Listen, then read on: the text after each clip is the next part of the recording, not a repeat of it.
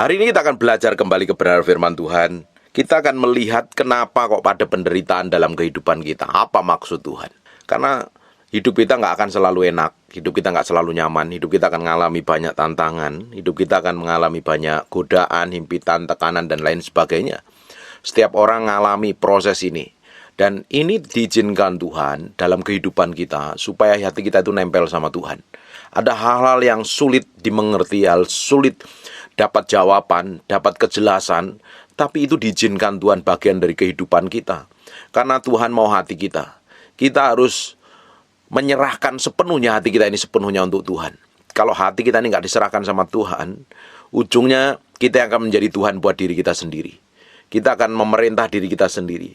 Kalau kita ini menganggap Tuhan adalah Tuhan dalam kehidupan kita, kita ini adalah hambanya, Dia adalah Tuhan kita. Kita ngikutin apa yang Tuhan kita mau. Kita adalah ngikutin seperti yang Tuhan kita mau. Kita akan belajar menyenangkan hati sang Tuhan kita. Kalau kita anggap Tuhan sebagai Raja kita harus nurut, kita harus submit, kita harus tunduk, ngikutin kehendak sang Raja dan belajar menyenangkan sang Raja yang maha mulia itu. Ya, kita harus bisa menempatkan hati kita ini dengan tepat. Dalam kondisi apapun, dalam situasi apapun, kita tetap berdiri di dalam hadirat Tuhan. Posisi kita benar di hadapan Tuhan. Banyak orang mempertanyakan, kenapa kok masalah ini terjadi dalam kehidupan saya? Ada orang-orang tertentu mempertanyakan, kenapa kok suami saya yang baik itu dipanggil Tuhan? Kenapa anak-anak saya yang baik itu dipanggil Tuhan? Kenapa? Selalu bertanya, kenapa? Why God, why? Terus, kalau lagi ngadepin masalah, kapan pulihnya? When God, when? Kapan Tuhan pulihnya? Kapan Tuhan pulihnya? Nggak ada yang bisa tahu. Yang tahu hanya Tuhan kok. Bagian kita hanya menjalanin setiap langkah kita ini berserah sama Tuhan. Kalau kita ini fokus kepada masalah dan persoalan kita nggak melihat janji Tuhan, hidup kita kan babak belur. Hidup kita akan stres. Banyak orang berpikir begini, dia pikirin masalahnya begitu rupa, siapa tahu dengan masalahnya itu dia tahu jalan keluar. Kalau Bapak Ibu nggak tahu jalan keluarnya, jangan dipikirin. Tadi, kalau nggak salah, tadi atau kemarin saya lihat, ada tanya, Pak, kenapa kok saya masih mikirin masalah saya? Karena kamu belum menyerah di hadapan Tuhan. Kalau kita ini masih belum menyerah di hadapan Tuhan sepenuhnya, kita akan pikirin masalah loh. Kalau kita ini mikirin masalah, ujungnya kita akan menjadi orang yang tidak bisa menaruh hati kita ini sepenuhnya di hadapan Tuhan. Orang yang mikirin masalahnya terus, mikirin persoalannya terus, dia nggak bisa berserah di hadapan Tuhan. Karena dia coba cari penyelesaiannya dengan kekuatannya sendiri. Tetapi kalau kita ini ketika menghadapi penderitaan yang diizinkan dalam kehidupan kita terjadi, harusnya kita ngelihat janji Tuhan. Kalau kita ngelihat janji Tuhan, hidup kita jadi semangat. Di Amsal 18 ayat 14 ngomong begini nih. Orang yang bersemangat dapat menanggung penderitaannya. Tapi siapa yang akan memulihkan semangat yang patah? Orang yang semangat dulu. Apa yang membuat kita semangat? Ya janji Tuhan. Tuhan itu baik adanya. Tuhan tidak akan pernah biarkan kita anaknya yang sungguh-sungguh mencari Dia, menyembah Dia, hidup keleleran, hidup menderita, hidup kekurangan, hidup babak belur. Tuhan nggak ingin kita ini sebagai anak-anak kesayangannya Dia. Kita ini yang dulunya orang bejat, orang berdosa, orang yang najis, orang yang kotor, nggak layak, ditebus oleh darah Yesus, diangkat menjadi anaknya. Bahkan kita akan mewarisin semua berkat kerajaan surga loh. Kita sebagai anaknya, kita sebagai ahli warisnya. Tuhan tidak akan pernah biarkan kalau kita hari ini sedang menderita. Penderitaan kita itu hanya sementara sifatnya. Semua persoalan yang kita hadapin, semua masalah yang kita hadapin itu ada masa kadaluarsanya. Sifatnya hanya sementara. Kadang itu diizinkan untuk melihat sampai kedalaman batin kita itu isinya apa. Benar mencintai Tuhan apa tidak? Mengasihi Tuhan apa tidak? Nah, kalau kita ini menghadapi yang enak-enak saja, kita akan mudah sekali hati kita itu berubah sama Tuhan. Kalau kita ini sudah diberkati, semuanya dibikin berhasil, semuanya tidak ada masalah, ujungnya kita menganggap diri kita sebagai Tuhan. Kita mampu tanpa Tuhan. Kita itu butuh Tuhan dalam segala hal. Kadang Tuhan izinkan supaya kita ini sebagai anaknya sadar kalau kita ini nggak bisa berhasil tanpa Tuhan. Kita nggak mampu tanpa Tuhan. Kita nggak bisa diberkati tanpa Tuhan. Toh kalau kita diberkatin tanpa Tuhan, ujungnya nanti ada kesusahan menambahinya di belakang. Tuhan nggak mau seperti itu. Jadi yang kita fokuskan adalah melihat janji Tuhan, melihat kehendak Tuhan, melihat dari semua persoalan yang kita hadapin, tekanan yang kita hadapin, penderitaan yang kita hadapi ini, di baliknya ada maksud Tuhan. Itu yang perlu kita lihat. Orang yang melihat itu, orang itu akan menjadi bersemangat. Orang yang bersemangat dapat menanggung penderitaannya, punya kemampuan, punya iman. Tapi kalau orang yang semangatnya patah, akan mengeringkan tulang, banyak sakit penyakitnya. Orang-orang yang fokus kepada masalah, ini kayak begini nih kejadiannya. Di Ayub 33 ayat 19-21. Dengan penderitaan ia ditegur di tempat tidurnya. Ia berkobar terus menerus bentrok dalam tulang-tulangnya. Kenapa kok berkobar terus menerus? Mikirin kenapa ini terjadi, bergejolak. Orang yang ngadepin masalah dan belum bisa menyerahkan hatinya di hadapan Tuhan, akhirnya apa? Dicoba selalu cari kambing hitam, cari akar masalahnya di mana. Dan kalau nggak dapetin dia stres, pusing, dan dia nyalain diri sendiri. Padahal kita kalau nggak tahu, apapun yang kita hadapi ke depannya kita nggak pernah tahu seperti apa, ya kita cukup berserah saja. Berserah adalah bagian kita ini, menaruh hati kita ini sepenuhnya di hadapan Tuhan. Tapi kalau kita ini, istilah orang Jawa itu gerangsang, pikirannya kemana-mana, nggak bisa tenang, nggak bisa rileks, nggak bisa enjoy, harus begini. Karena kita ini didesain oleh dunia seperti ini. Kita harus bekerja sesuatu untuk mendapatkan sesuatu. Kalau kita ngadepin masalah, kita coba lakukan sesuatu untuk menyelesaikan sesuatu. Karena kita ikut Tuhan, hukumnya berbeda. Kita berserah dulu sama Tuhan. Kita koreksi sampai kedalaman batin kita. Ini kenapa kok sampai terjadi seperti ini? Ada hal yang perlu saya perbaharui ya, di dalam diri saya kira-kira. Ada apa maksud Tuhan? Itu akan membuat kita tuh jadi orang yang bijaksana loh. Jangan percaya dengan kata hamba Tuhan atau kata siapapun orangnya. Kalau ikut Tuhan itu selalu mulus, hidupnya tenang-tenang saja. Tidak. Selama kita ngikut Tuhan, Tuhan akan bawa kita ke dalam hal yang gak enak. Tujuannya untuk apa? Hati kita lu nempel sama Tuhan. Karena apa? Hati kita ini gak bisa sepenuhnya ditaruh sama Tuhan kalau kita ini gak menyerahkan sepenuhnya di hadapannya. Memang Tuhan berikan kehendak bebas. Nah, kehendak bebas kita ini ngikutin cara dunia loh, bukan ngikutin cara Tuhan. Makanya perlu pikul salib, sangkal diri. Kita taruh hati kita ini setelah ngikut Tuhan di hadapan Tuhan. Kadang untuk mengambil sesuatu yang busuk di dalam diri kita tuh lewat proses namanya penderitaan. Baru aslinya kita keluar. Bapak Ibu, kalau engkau ingin tahu aslimu seperti apa, karaktermu seperti apa, dirimu yang sesungguhnya seperti apa, lihat saja ketika engkau ditekan. Ketika engkau ngadepin masalah, ketika engkau mengalami penderitaan, ketika engkau ngadepin terjepit, engkau nyari siapa yang pertama kali? Siapa yang kamu sebut, siapa yang kamu cari? Benar nggak kamu cari Tuhan? Benar nggak kamu mengasihi Tuhan? Atau dagingmu yang menonjol, dagingmu yang teriak-teriak? Kamu bisa marah, teriak, jerit-jeritan nggak jelas dan melakukan segala macam yang nggak benar di hadapan Tuhan. Justru kita harus taruh hati kita ini sepenuhnya di hadapan Tuhan. Karena Tuhan akan cabut semua yang di dalam kita yang nggak benar ini lewat proses. Bangsa Israel diizinkan lewat proses. Diizinkan lewat proses. Semua hamba-hamba Tuhan yang ikut Tuhan, Daniel, Yusuf, Daud, semuanya lewat proses. Tidak ada yang instan, tidak ada yang mudah. Ngikut Tuhan itu nggak mudah loh. Ngikut Tuhan hasilnya indah. Hasilnya dipromosi, hasilnya diberkati. Tapi proses perjalanannya setiap hari ngalami proses namanya pikul salib, sangkal diri, matiin daging, matiin hawa nafsumu. Ini hawa nafsu kita ini kalau nggak dimatiin akan ngontrol dan mengendalikan. Persis ngikutin sistem dan caranya dunia. Ujungnya kalau kita ngikutin sistem pola pikir caranya orang dunia, kita tidak akan bisa dipercayakan Tuhan apa-apa. Bisa kita menjadi orang Kristen rajin ke gereja, tapi hidupmu tidak pernah jadi berkat, tidak pernah menjadi dampak, hanya sama dengan rata-rata orang lain. Justru kita ini harus berbeda, karena kita ngerti kebenaran, kita ngikutin maunya Tuhan, kita berjalan dalam kehendak Tuhan. Ketika kita ngalami proses penderitaan, hal yang buruk, hal yang jelek, ini loh waktunya. Tuhan mau bentuk hati kita yang di dalam ini, supaya tetap nempel sama Tuhan. Tapi kalau kita pikirin persoalan kita terus, kita pikirin kenapa kok ini terjadi, ini gara-gara si A, ini gara-gara si B, ini nanti gimana. Dengan penderitaan ia ditegur di tempat tidurnya dan berkobar-kobar terus-menerus bentrok di dalam tulang-tulangnya. Perutnya bosan makanan, mau makan gak enak. Berapa banyak orang yang ngadepin masalah, mau makan saja gak enak. Mau tidur nggak enak, hilang nafsunya untuk makanan yang lezat-lezat. Lidahnya saya bilang tuh lidahnya melungker, nggak pingin lagi makan. Padahal dikasih makanan yang enak-enak, nggak mau lagi, nggak punya gairah lagi. Susutlah dagingnya. Orang yang ngadepin masalah berat, biasanya stres, akhirnya berat badannya turun. Terus sehingga tidak kelihatan lagi tulang-tulangnya yang mula-mula tidak tampak menonjol keluar. Kelihatan kurus, menderita. Ini orang yang ngadepin masalah pakai caranya sendiri.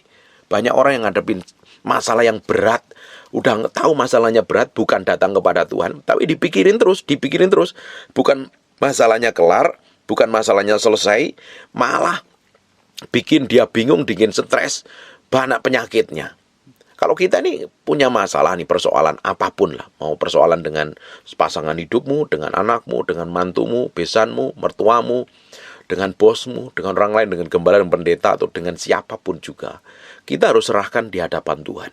Ketika kita punya masalah, kita sedang mengalami proses ini, penderitaan yang tidak enak dalam kehidupan kita itu, jangan ditanggung sendiri, datang kepada Tuhan, serahin ke Tuhan. Nih lo Tuhan, aku ngadepin masalah ini. Aku sedang mengalami proses padang gurun. Aku sedang diremukkan. Aku sedang benar-benar dibersihkan segala sesuatu yang di dalam hatiku. Aku ngadepin masalah seperti ini. Aku nggak tahu jalan keluarnya. Nih Tuhan, maksudmu apa? Maumu apa dalam hidupku? Engkau mau hatiku, ambil Tuhan. Engkau mau jiwaku, ambil. Mau kemauanku, keinginanku, apapun juga yang kau mau dalam hidupku, ambil. Serahin ke Tuhan. Masalahku aku serahkan ke Tuhan. Biar kehendakmu yang jadi. Harusnya kita itu datang kepada Tuhan ketika menghadapi masalah seperti itu. Bukan jerit-jeritan. Bukan pakai kekuatan kita sendiri. Kita pikirin sendiri. Kita cari jalan keluarnya sendiri. Bukan ketemu jalan keluar, malah engkau ketemu jalan buntu dan ketemu masalah baru. Orang yang mikirin masalahnya sendiri terus-terusan, akhirnya dia stres. Dagingnya berkurang, susut, kurus, kering, kerontang, banyak penyakitnya. Tulang-tulangnya yang mula-mula tidak kelihatan menderita sekali. Bahwa Tuhan hari ini, dia dibangkitkan dari kematian dan hidup sampai hari ini. Tujuannya membalikan otoritas yang iblis curi, dan akan dikembalikan kepada kita, supaya kita itu hidup di bumi itu menikmatin semua berkat kasih karunia Tuhan. Memang iblis kerjanya mencuri, membunuh, dan membinasakan, tetapi Tuhan datang untuk memberikan hidup dan kelimpahan supaya kita bisa menikmati kelimpahan itu dalam anugerah Tuhan. Tidak hanya seperti itu, kita dijadikan berkat, jadi kepanjangan tangan Tuhan di muka bumi ini. Tuhan gak akan mau melihat penderitaan kita menderita terus-terusan sampai pusing, stres, bingung, melarat, kere. Coba kalau sampai seperti itu dan belum tahu jalan keluarnya, datang kepada Tuhan. Serahin sama Tuhan. Kita akan lihat di Keluaran pasal yang ketiga, 7-8. Dengerin baik-baik ini. Dan Tuhan berfirman, aku telah memperhatikan dengan sungguh kesengsaraan umatku di tanah Mesir. Tuhan tuh melihat penderitaannya orang-orang pilihannya di tanah Mesir. Ini ngelihat orang Israel menderita di tanah Mesir. Tuhan tuh lihat loh. Berkali-kali Tuhan mau hukum bangsa Israel karena melakukan kejahatan. Hatinya tidak tega. Ketika dia bertobat balik kepada Tuhan, dipulihkan. Nah, ketika bangsa Israel menderita kesengsara, jadi budak di tanah Mesir, Tuhan tuh lihat. Nih, aku telah memperhatikan dengan sungguh. Dilihatin dengan sungguh-sungguh loh. Engkau hari ini mengalami penderitaan apa? Ngalami kesengsaraan apa? Tuhan perhatikan. Tuhan lihat dengan sungguh-sungguh kesengsaraan umatku di tanah Mesir. Dan aku telah mendengar seruan mereka yang disebabkan oleh pengerah-pengerah mereka. Karena tindakan para pengawas Mesir yang keras terhadap orang-orang Israel yang jadi budak. Dilihat, diperhatikan loh. Engkau hari ini ditindas setan pun. Kalau engkau hari ini ditindas setan, sedang babak belur karena kesalahanmu dan dosamu serta pelanggaranmu.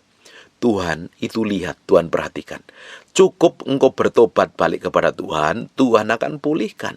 Tuhan hari ini, kalau engkau hidup sungguh-sungguh mencintai Tuhan, lihat lo, perhatikan. Semua kesengsaraanmu, semua penderitaanmu, semua yang kamu alami, semua tangisanmu, jerit air matamu yang netes, mungkin berember-ember, karena sudah bertahun-tahun belum lepas dari persoalan masalah, kamu hanya bisa nangis sama Tuhan. Sudah gak punya kekuatan lagi kadang untuk nangis. Mau berdoa lu kehilangan kata-kata. Karena apa? Terlalu lama hidup menderita. Bukan berarti Tuhan gak peduli. Tuhan peduli. Tuhan lihat, Tuhan memperhatikan dengan sungguh.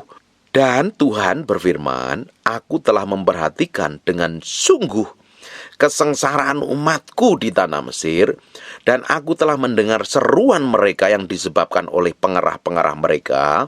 Ya, Aku mengetahui penderitaan mereka. Penderitaan Bapak Ibu, Tuhan mengerti. Sampai ke detail-detailnya. Tuhan tahu. Tuhan tahu. Apalagi kalau engkau sedang menangis di hadapan Tuhan. Sedang minta breakthrough dan terobosan sama Tuhan. Kau cerit sama Tuhan. Tuhan tahu dan Tuhan dengar ceritamu.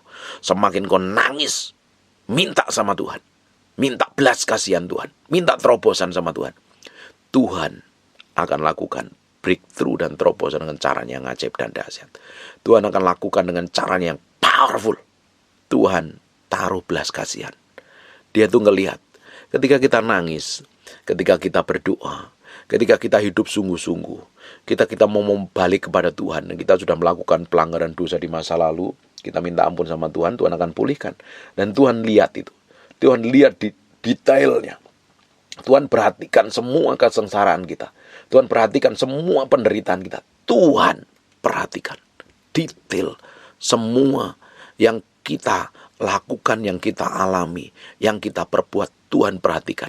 Semakin kita menyerah sama Tuhan, semakin kita nangis di hadapan Tuhan, berserah sepenuhnya sama Tuhan, Tuhan akan pulihkan dengan caranya yang ajaib.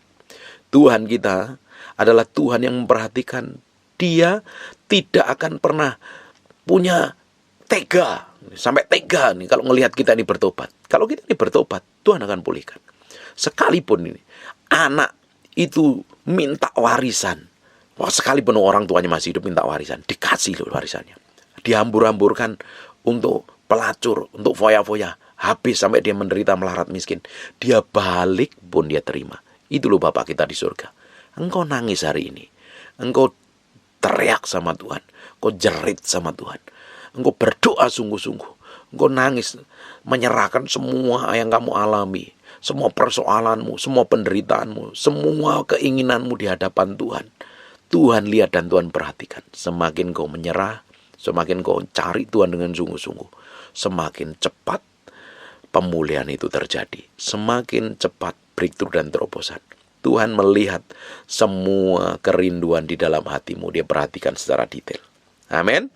Aku mengetahui penderitaan mereka. Sebab itu aku telah turun untuk melepaskan mereka. Tuhan pasti akan turun kok.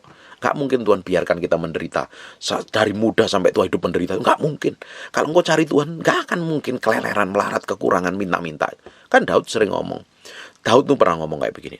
Dahulu aku muda, sekarang aku tua. Aku tidak pernah melihat loh anak cucunya orang benar minta-minta roti. Itu Daud katakan. Daud adalah orang yang didapatin hidupnya berkenan di hadapan Tuhan loh, dipromosi Tuhan. Saya percaya hari ini kalau hidup kita benar di hadapan Tuhan, Tuhan akan selalu pelihara, Tuhan selalu cukupin, bahkan Tuhan bawa kita ke dalam kelimpahan loh. Makanya kalau menghadapi penderitaan itu bagus buat hatimu supaya dibentuk nempel sama Tuhan, semakin nempel sama Tuhan. Sebab aku telah turun untuk melepaskan mereka dari tangan orang Mesir dan menuntun mereka keluar dari negeri itu ke suatu negeri yang baik dan luas. Tuhan mau janjikan di ujungnya sekalipun bangsa Israel menderita, dia akan dibawa ke dalam negeri yang makmur, yang berlimpah susu dan madunya, yang luas lagi. Ada kemakmuran, ada ketentraman di sana. Tapi perhatikan, dan madunya ke tempat orang Kanaan, orang Het, orang Amori, orang Feris, dan orang Hewi, dan orang Yebus. Tanah perjanjianmu sedang didudukin. Hari ini tanah perjanjianmu didudukin setan. Engkau harus rebut itu. Karena apa? Sebelum kita kenal Tuhan, kita ini miliknya setan. Waktu kita kenal Tuhan, kita jadi miliknya Tuhan. Dan semua yang dijanjikan Tuhan, itu harus kita rebut. Kalau engkau nggak bisa merebut kemenanganmu, engkau akan tetap dijajah setan. Bisa saja emosimu, amarahmu, keakuanmu, kelemahanmu, itu bisa dijajah setan.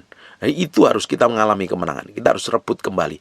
Bangsa Israel dibawa lepas dari tanah Mesir, mau dibawa ke tanah perjanjian. Tanah perjanjian sedang didudukin oleh orang-orang Het, orang Kanaan, orang Amori, orang Feris, orang Hewi, orang Yebus. Tidak mungkin dikasih cuma-cuma.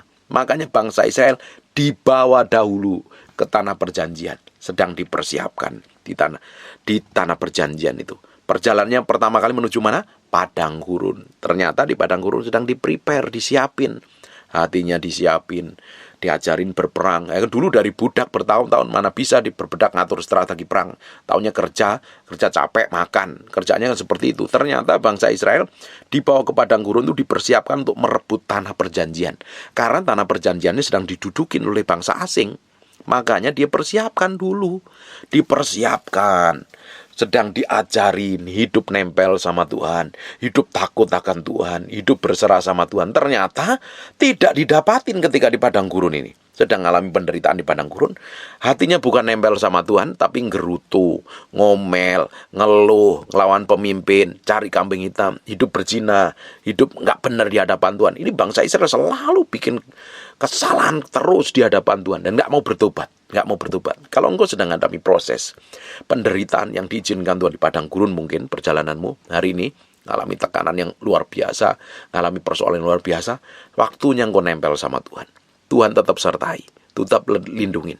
Sekalipun kadang kok belum kelihatan ya tanah perjanjiannya, kok kelihatannya belum ada breakthrough ya, kok kelihatannya belum ada terobosan ya, tetap engkau sedang dipersiapkan untuk sesuatu yang lebih besar, sesuatu yang lebih besar, sesuatu yang lebih besar, sesuatu yang lebih besar. Ketika sikap hati kita ini benar di hadapan Tuhan, tetap mencari Tuhan, tetap bergaul intim dengan Tuhan, mempersiapkan diri, kita pikul salib sangkal diri, matiin daging dan hawa nafsu yang dikuasain dunia, dikuasain setan itu, kita harus serahkan sama Tuhan. Di area-area ini yang harus kita mengalami kemenangan. Baru kita akan memasukin tanah perjanjian. Nah, bangsa Israel dibawa ke padang gurun sedang dipersiapkan. Ternyata gagal. Mereka yang di atas umur 20 tahun tuh mati di padang gurun, nggak sampai tanah perjanjian. Yang masuk tanah perjanjian hanya 2 orang, Kaleb dan Yosua. Sisanya orang-orang generasi baru yang umurnya di bawah 20 tahun. Nah, mereka baru masuk tanah perjanjian. Nah, waktu dia masuk tanah perjanjian, pertama kali dia masuk kota Yeriko. Ternyata itu kotanya berkubu. Dia butuh kekuatan Tuhan loh. Dia nggak bisa. Dia putarin itu. Dia minta kekuatan Tuhan. Dia minta kekuatan Tuhan. Dia berdoa, dia nyembah Tuhan, dia berserah sama Tuhan. Akhirnya mengalami kemenangan. Menduduki tanah perjanjian yang pertama. Ternyata kota yang kedua, kota ini hanya 2 huruf. A dan I, kota AI. Tapi karena ada dosa dan pelanggaran, akhirnya kalah. Untung Tuhan singkapkan segala sesuatu, akhirnya disingkapkan, akhirnya dia mengalami kemenangan lagi. Selalu berperang untuk memasukin tanah perjanjian. Berperang, ngalahkan musuh-musuh yang di sana. Lu hari ini musuhmu itu bukan darah dan daging. Musuhmu bukan darah dan daging. Musuhmu adalah penghulu-penghulu di udara, roh-roh jahat, strategi setan, muslihat setan. Nah, kita, anak Tuhan harus lebih pintar, harus lebih lihai, harus lebih jago. Kita ini sedang dipersiapkan untuk sesuatu yang lebih besar. Bapak Ibu, engkau yang sedang mengalami penderitaan, engkau sedang dipersiapkan untuk sesuatu yang besar. Kalau sikap hatimu benar, engkau akan dibawa masuk tanah perjanjian. Engkau akan melihat sesuatu yang ajaib dan dahsyat yang kamu nggak pernah pikirkan. Promosi peninggian sesuatu yang besar. Ada orang-orang tertentu yang bertahun-tahun karirnya nggak naik. Usahanya nggak naik. Ya begitu-begitu saja. Pelayanannya begitu-begitu saja. Sebenarnya engkau sedang dipersiapkan Tuhan. Sedang diberesin hati yang di dalammu. Nah, kita ini kadang dipersiapkan Tuhan dengan caranya Tuhan. Tanpa kita sadari, sebenarnya kita sedang dipersiapkan Tuhan. Makanya dijaga nih respon hati, sikap hati. Ini penting sekali. Jangan sampai kita bersikap yang salah. Memiliki sikap hati yang salah di hadapan Tuhan. Semakin kita ngikutin maunya Tuhan, ngikutin kehendak Tuhan, semakin cepat promosi. Semakin cepat perjalanan kita. Bahkan kita mengalami percepatan secara ilahi. Nah, hari ini bagian kita, perjalanan kita bersama Tuhan adalah pikul salib, sangkal diri, matiin daging dan hawa nafsumu. Itu terjadi lewat namanya penderitaan, lewat namanya masalah, lewat namanya tekanan. Baru Tuhan akan cabut semua kejahatan di dalam hati kita. Dan Tuhan akan cabut kalau respon hatimu benar. Tapi kalau respon hatimu salah, engkau ngotot maumu sendiri, benermu sendiri, dan hidup tambah kacau, ada kepahitan dengan Tuhan. Karena ada orang-orang Kristen yang hidupnya bukan tambah cinta Tuhan ketika menghadapi masalah, malah kepahitan dengan Tuhan. Masalahmu akan tambah ruwet, tambah rumit. Justru kalau kita ngadepin masalah, justru waktu kita sedang dipersiapkan Tuhan, kita jagain respon hati kita benar di hadapan Tuhan. Kalau respon hati kita salah di hadapan Tuhan, kamu akan terus dibawa dalam proses padang gurun dan susah sekali masuk tanah perjanjian. Tuhan tuh mau urusin hati kita untuk menggenapi rencananya. Tuhan mau beresin hati kita yang di dalam kita untuk menggenapi rencananya. Semakin kita bisa menaruh hati kita ini di hadapan Tuhan, menyerah penuh, Tuhan akan pakai hidup kita untuk kemuliaan namanya, untuk tujuan yang lebih mulia lagi. Nama Tuhan akan dipermuliakan melalui kehidupan kita. Engkau hari ini sedang mengalami penderitaan apa? Nikmatin aja jalan sama Tuhan. Tuhan gak tinggalkan kamu kok. Tuhan perhatikan kok. Ini sedang dipersiapkan untuk menjadi seorang yang mahir berperang, menghancurkan setiap siasat setan. Kalau kita ini hidup tenang-tenang saja, hidup nggak ngalami proses penderitaan, nggak ngalami tekanan, himpitan, atau apapun juga, hidupmu tidak akan begitu gigih dan kuat. Tuhan sedang persiapkan untuk sesuatu yang lebih besar, untuk rencana yang lebih besar, untuk kemuliaan namanya, untuk keagungan Dia. Tuhan bawa kita dari perjalanan hari ke hari itu. Tuhan punya maksud dan tujuan loh. Bukan Tuhan biarin, serampangan, biarin lah karap-karapmu dewi. Enggak seperti itu. Tuhan tuh punya maksud dari setiap perjalanan yang kita alami, setiap persoalan yang kita alami, setiap penderitaan yang kita alami. Tuhan tuh punya maksud. Tidak berhenti sampai engkau menderita, dan Tuhan tidak akan biarkan engkau menderita terus-terusan. Makanya jangan fokus sama persoalanmu, jangan fokus sama penderitaanmu. Nih, dengerin baik-baik. Di kitab Amsal 27 ayat yang ke-9. Nih, kalau orang fokus pada penderitaannya, minyak dan wangi-wangian menyukakan hati, tetapi penderitaan itu merobek jiwa. Benar, penderitaan memang merobek jiwa.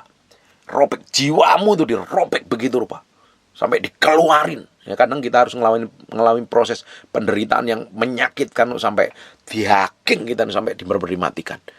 Semua tokoh di Alkitab, siapapun orangnya, selalu mengalami proses ini. Tidak mudah. Jalan yang kita pikir ikut Tuhan itu mudah, lurus seperti jalan tol, ternyata tidak semudah yang kita bayangkan. Ada naik turun, bukit terjal, berbatu, ada sungai yang deras, jurang yang curam, ada banyak binatang buas, ada hutan yang lebat, segala macam tantangan yang kita nggak pernah pikirkan. Nah, ternyata kita dalam perjalanan itu diajarin Tuhan step by step, bagaimana kita ngandalin Tuhan, bagaimana kita pakai hikmat, pengertian, dan pengetahuan yang Tuhan berikan. Kita tetap tenang, kita fokus kepada Tuhan, karena Tuhan yang menyertai, bukan malah fokus kepada yang lain.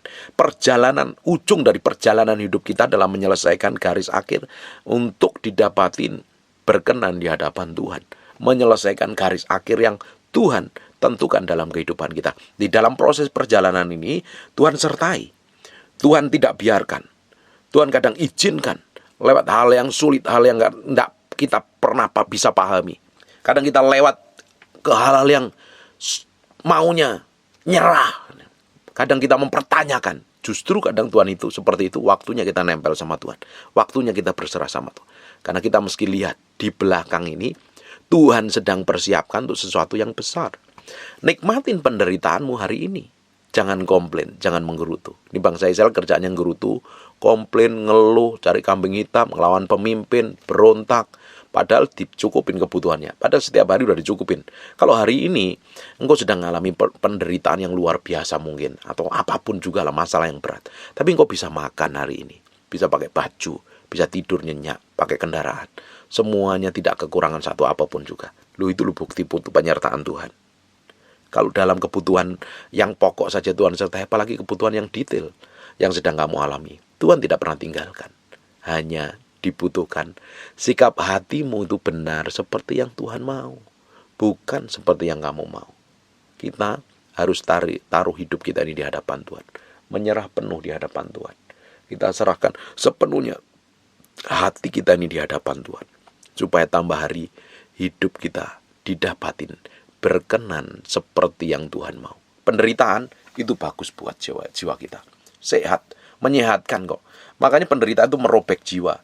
Nih, jiwa itu apa? Pikiranmu, perasaanmu, kemauanmu. Nah, ini harus dirobek dulu. Ditaruh di hadapan Tuhan.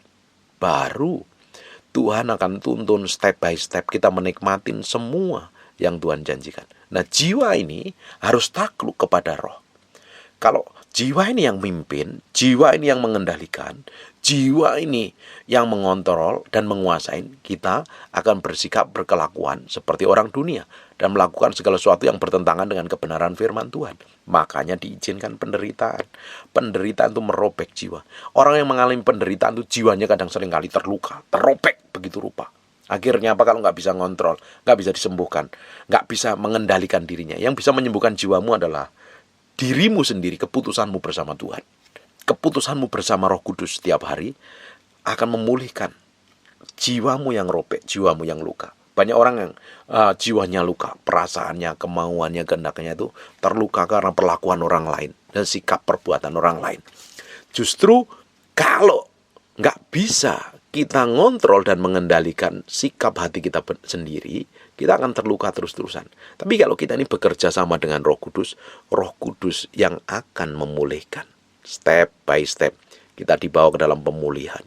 Kita dibawa ke dalam pemulihan. Kita akan dibawa dalam promosi step by step. Ujung hidup kita akan menyelesaikan garis akhir tepat seperti yang Tuhan mau. Nikmatin penderitaanmu.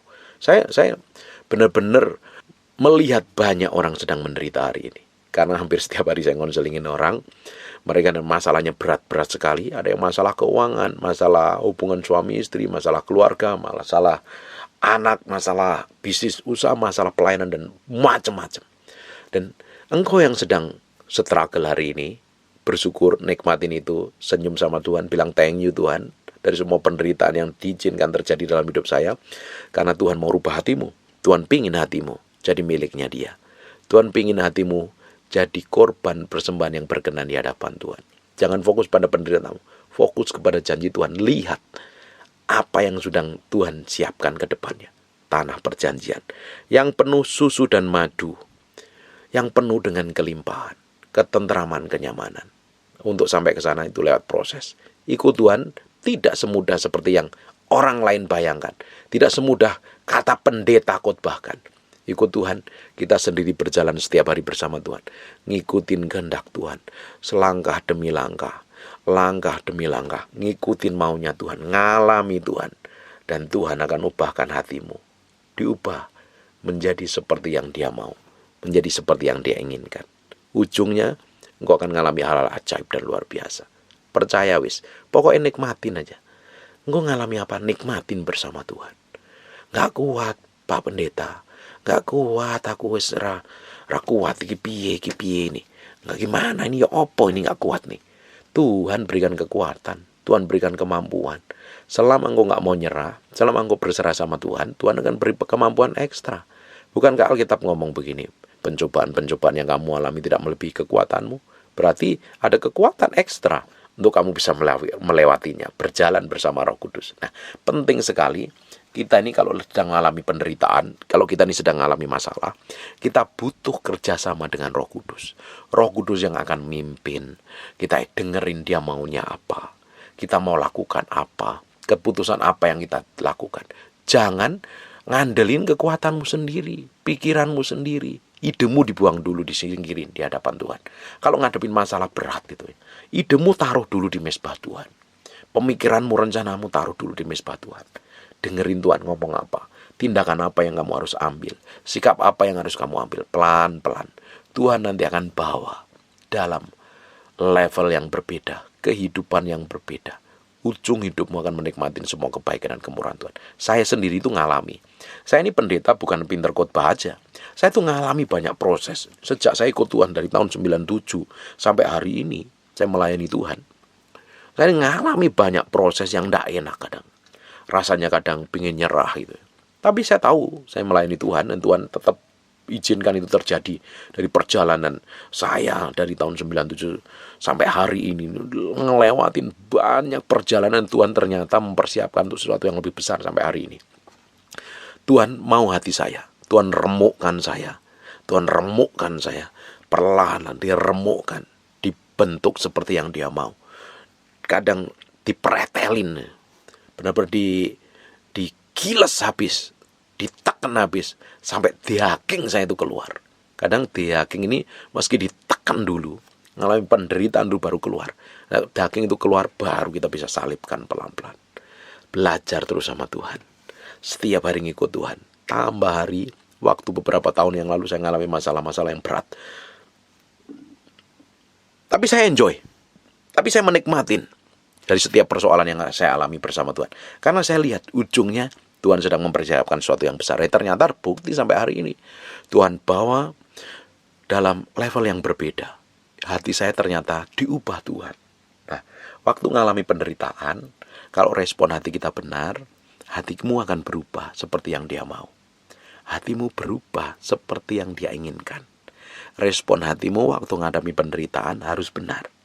Kalau sikap hatimu salah, respon hatimu salah, kamu tambah jahat, kamu tambah buruk, kamu tambah kepahitan. Tapi kalau respon hatimu benar, di balik semua penderitaan, persoalan, masalah, himpitan, dan tekanan, kamu bisa melihat Tuhan sedang mempersiapkan sesuatu yang besar di masa yang akan datang.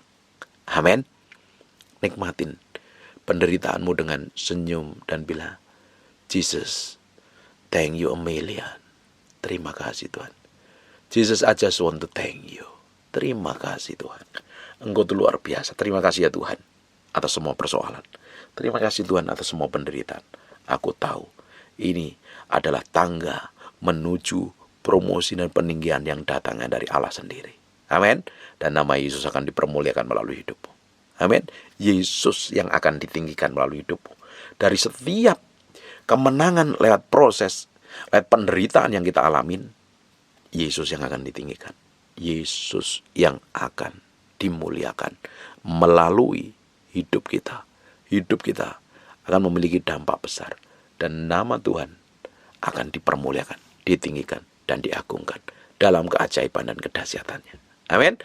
Tutup Alkitabmu, tutup matamu, kita berdoa. Bapak, terima kasih. Semua yang terjadi dalam hidup kami mau nikmati dengan bahagia. Sekalipun itu penderitaan, sekalipun itu kelihatannya pahit, tapi ujungnya akan manis.